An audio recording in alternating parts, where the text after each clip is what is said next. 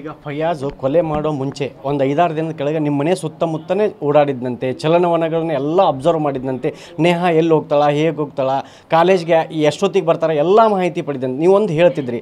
ಇದ್ರ ಹಿಂದೆ ಬೇರೆ ಬೇರೆ ಇದ್ದಾರ, ಅವ್ರ ಮಾಹಿತಿಯನ್ನು ಎಲ್ಲ ಕೊಡ್ತಾರಂತೇಳಿ ಅವ್ರನ್ನೂ ಈ CID ಅಧಿಕಾರಿಗಳು ಎನ್ಕ್ವೈರಿ ಮಾಡ್ಬೇಕಂತ ಕೇಳ್ಕೊತೀರಿ? ಅದನ್ನು ಆಲ್ರೆಡಿ ನಾನು ಸೂಚನೆ ಕೊಟ್ಟಿದ್ದೀನಿ. ಈಗ ನಾನು ಡೇ 1ಇಂದ ಇದು ಒಂದು ಷಡ್ಯಂತ್ರ ಇದೆ, ಇದಕ್ಕೆ ಮಾಹಿತಿ ತೆಗೀರಿ ಅಂತ ಹೇಳ್ತಾ ಇದ್ದೆ. ಇವಾಗ ಅವರು ಹೇಳಿದ್ದಾರೆ ಸ್ವಲ್ಪ ವೇಟ್ ಮಾಡಿ, I will give the result ಅಂತ ಹೇಳಿದ್ದಾರೆ. 101% ಯಾರೋ ಇದ್ದರೂ ಕೂಡ ನಮಗೆ ಸ್ವಲ್ಪ ತನಿಖೆ ಇರೋದ್ರಿಂದ ನಾ ಏನು ಹೇಳಂಗಿಲ್ಲ ಅಂತ ಹೇಳಿದರು. ಈಗ ಫಯಾಜ್ ಇಲ್ಲಿ ಓಡಾಡ್ತಾನೆ ಅನುಮಾನ ಇತ್ತು ರೀ ನಿಮ್ಗೆ? ಅನುಮಾನ ಅಷ್ಟೇ ಅಲ್ಲೇ ಬಂದು ಹೋಗ್ಯಾನ ಅವನು. ನನ್ನ ಕಾಲನಿಯ ನೇಬರ್ಸ್ ಎಲ್ಲರೂ ಹೇಳಿದ್ದಾರೆ, ಇಲ್ಲಿ ಬಿಡ್ನಾಳ ಗ್ರಾಮಕ್ಕೂ ಎಲ್ಲ ಕಡೆ ಅಡ್ಡಾಡಿದ್ದಾನೆ, ಕಾರು ಹಿಂದುಗಡೆ ಮನೆಯಿಂದ ಹಚ್ಚಿದ್ದಾರೆ, ಕಿಡ್ನ್ಯಾಪ್ ಮಾಡ್ಬೇಕಂತ ಪ್ಲ್ಯಾನ್ ಇದೆ, ಎಲ್ಲ ರೀತಿಯಿಂದ ಎಲ್ಲ ಆ್ಯಂಗಲ್ದಾಗೂ ಕೆಲಸ ಮಾಡ್ಯಾರ. ಆಕೆ ಒಬ್ಬಕ್ಕೆ ಎಲ್ಲಿ ಸಿಕ್ಕಿಲ್ಲ. ಈಗ ಅವ್ರನ್ನ ಕೊಲೆ ಮಾಡೋ ದಿನ ಅವನು ಒಂದು ಸ್ಕೂಟಿ ತಂದಿದ್ದ, ಅದು ಫಯಾಜ್ ಅವಳ ತಾಯಿ ಹೆಸರಲ್ಲೇ ಇದೆ ಸ್ಕೂಟಿ, ಅದನ್ನು ಅಲ್ಲೇ ಬಿಟ್ಟು ಅವನು ತಪ್ಪಿಸ್ಕೊಂಡು ಹೋಗ್ತಾನೆ.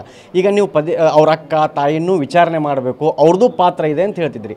ಸ್ಕೂಟಿ ಐತಿ, ಸ್ಕೂಟಿ ನಂಬರ್ನು ಅವನು ನಿನ್ನೆ ತೋರಿಸಿದಾನ. ಅವಳ ಜಯಶಂಕರ್ ಜೇನು ಸಾಕಣೆ ಮಾಡಿ ವರ್ಷಕ್ಕೆ 3.5 ಕೋಟಿ ಗಳಿಸ್ತಿದ್ದಾರೆ. ನೀವು ಕೂಡ ಅವರಿಂದ ಕಲಿಬೇಕಾ? ಅವ್ರ ಜೊತೆ ವಿಡಿಯೋ ಕಾಲ್ನಲ್ಲಿ ಮಾತಾಡಬೇಕಾ? ಈಗಲೇ ಫ್ರೀಡಮ್ ಆ್ಯಪ್ ಡೌನ್ಲೋಡ್ ಮಾಡಿ. ತಾಯಿ ಹೆಸರಲ್ಲೇ ರಿಜಿಸ್ಟ್ರೇಷನ್ ಇದೆ. ಅದು ಇಷ್ಟೆಲ್ಲ ಸಾಕ್ಷಿಪೂರ್ಣವಾಗಿ ಈಗ ADGP ಅವರು ಕಂಪ್ಲೀಟ್ಲಿ ಅವ್ರು ತೊಗೊಂಡಿದ್ದಾರೆ. ನಾ ಡೇ 1ಇಂದ ಹೇಳ್ಕೊಂಡು ಬಂದೆ, ಇದರಿಂದ ಷಡ್ಯಂತ್ರ ಇದೆ, ಇದು ಮೂಲ ಹುಡುಕಿ. ಈಗೂ ಕೂಡ ಅದೇ ಬೇಡಿಕೆ ಇಟ್ಟಿದ್ದೇನೆ. ಇಷ್ಟು ಹೋರಾಟ ನಡೀತಿದೆ, ನಾವು ಹೋರಾಟಗಾರರು ಇನ್ನೂ ಹೆಚ್ಚಿನ ದೇಶವ್ಯಾಪ್ತಿ ಹಾಕಿದ್ದಾರೆ.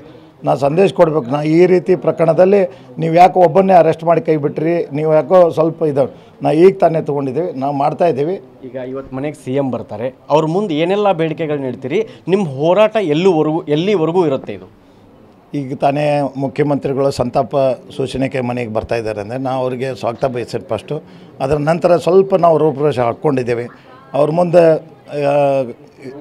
ನಮ್ಮ ಬೇಡಿಕೆ ಕೂಡ, ನಮ್ಮ ಮಂತ್ರಣದ ಬೇಡಿಕೆ ಕೂಡ, ಇಷ್ಟೆಲ್ಲ ಹೋರಾಟಗಾರರ ಬೇಡಿಕೆ ಏನಿದೆ ಅದೇ ಬೇಡಿಕೆ ಅವ್ರ ಮುಂದೆ ಇಡಬೇಕಂತ ನಾವು ಪ್ಲ್ಯಾನ್ ಮಾಡ್ಕೊಂಡು ಕೂತಿದ್ದೀವಿ. ಸ್ವಪಕ್ಷೀಯರ ವಿರುದ್ಧ ಸ್ವಲ್ಪ ಅಸಮಾಧಾನ ಇದ್ರಿ, ಅದನ್ನು ತರ್ತೀರಿ? ನಿಮ್ಮ ಷಡ್ಯಂತ್ರ ಇದೆ ಕೆಲವರು ಯಾರಿದ್ದರೂ ನಾನು ಡೇ 1ಇಂದ ನನಗೆ ಈ ಹಂತದಾಗ ನನ್ನ ಕುಟುಂಬದವ್ರು ಇದ್ದರೂ ಕೂಡ ತನಿಖೆ ಮಾಡಿ ಆರೋಪಿಸ್ತಂತಾಗಿದ್ದರೆ ಅವ್ರನ್ನೂ ಕೂಡ ಅರೆಸ್ಟ್ ಮಾಡಿ ಅಂತ ಹೇಳ್ತೀನಿ. ನಾನು ಪಕ್ಷ ಭೇದ, ಫ್ರೆಂಡ್ ಸರ್ಕಲ್ಲು, ಕುಟುಂಬದವರು ಯಾರಿದ್ರೂ ಹಾಕ್ರಿ, ಇವನ್ ನಾನಿದ್ದರೂ ಕೂಡ ಅದಕ್ಕೆ ಇನ್ವಾಲ್ವ್ಮೆಂಟ್ ಹಾಕಿ.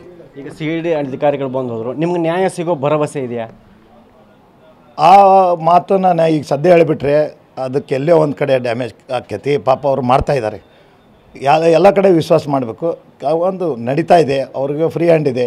ಅವರು ಹೇಳಿದರು ಯಾರ ಪ್ರೆಷರ್ನೆಲ್ಲ ಕೆಲಸ ಮಾಡ್ತಾಯಿಲ್ಲ, ನಾವು ಫ್ರೀ ಇರ್ತೀವಿ. ಇನ್ನೊಂದು ನೀವು ಹಾಲು ತುಪ್ಪ ಬಿಡೋ ಕಾರ್ಯ ಏನಿತ್ತು ಅವತ್ತೊಂದು ಶಪಥ ಮಾಡಿದ್ರಿ ಅಂತ, ಏನದು?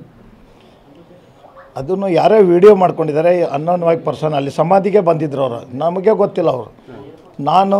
ನನ್ನ ಕುಟುಂಬದವ್ರು ಅಷ್ಟೇ ಇದ್ವಿ, ಬಟ್ ಆ ಸಂಘಟನೆದವ್ರು ಯಾರಂತ ಗೊತ್ತಿಲ್ಲ. ಅವರು ಕೂಡ ಸ್ಟ್ರಾಂಗ್ ಆಗಿದ್ದರು, ಅವರು ಕೂಡ ತಮ್ಮ ಸಿಟ್ಟನ್ನು ಕೂಡ ಅದಕ್ಕೆ ಹಾಕಿದ್ರು ಅಂತ ಕೇಳಿದೆ. ಶಪಥ ಶಪಥ ನನ್ನ ಮನಸ್ಸಿಗೆ ನಾವು ಮಾಡ್ಕೊಂಡು ಬರ್ತಾಯಿದ್ದೆ, ಬಟ್ ವಿಡಿಯೋ ಆಗಿಬಿಟ್ಟಿದೆ, ಸಾಮಾಜಿಕ ಜಾಲತಾಣ ಕೂಡ ಬಿಟ್ಟಿದ್ದಾರೆ ಅಂತ ಕೇಳಿದ್ದೀನಿ.